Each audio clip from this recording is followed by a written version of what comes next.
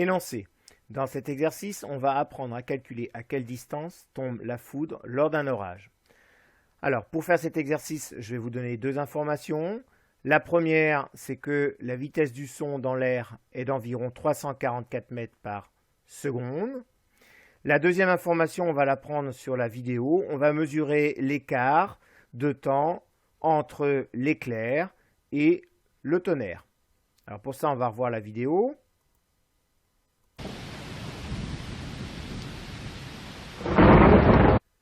Alors si on regarde un petit peu plus précisément avec le timer, on voit l'éclair à peu près 2,7 secondes et on entend le tonnerre à peu près à 4 secondes.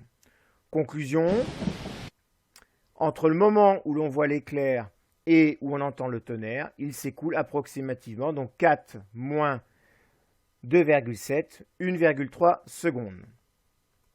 Donc je vous demande de calculer à quelle distance est tombée la foudre. Vous appuyez sur pause et vous avez 3 minutes.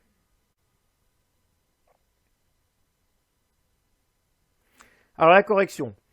Donc moi pour ce type d'exercice, je conseille toujours de passer par un tableau de proportionnalité, même si là on peut très bien s'en passer. Donc ce tableau de proportionnalité, les deux grandeurs, c'est distance et temps. Ici, la distance est exprimée en mètres et le temps en secondes. L'information numéro 1 va nous permettre de compléter la première colonne, puisqu'on a deux valeurs en correspondance, qui sont 344 mètres en 1 seconde. Donc, je remplis ma première colonne. Ensuite, l'information numéro 2 nous permet de récupérer une troisième valeur, donc qui est 1,3 secondes, qui vient donc dans la deuxième ligne. À partir de là, un simple produit en croix va nous permettre de calculer la distance où est tombée la foudre. Donc, 344 fois 1,3 divisé par 1. Après calcul, on obtient 447,2 mètres, soit 0,4472 km.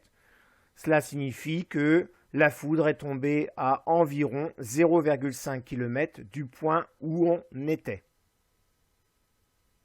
De manière plus générale, on peut retenir que pour savoir à peu près à quelle distance est tombée la foudre, eh bien, toutes les 3 secondes, cela donne 1 km. Autrement dit, si entre l'éclair et le tonnerre, j'attends 3 secondes, eh bien, c'est que la foudre est tombée à 1 km. Si j'attends 6 secondes, eh bien, c'est que la foudre est tombée à 2 km. Si j'attends 9 secondes, elle est tombée à 3 km, et ainsi de suite.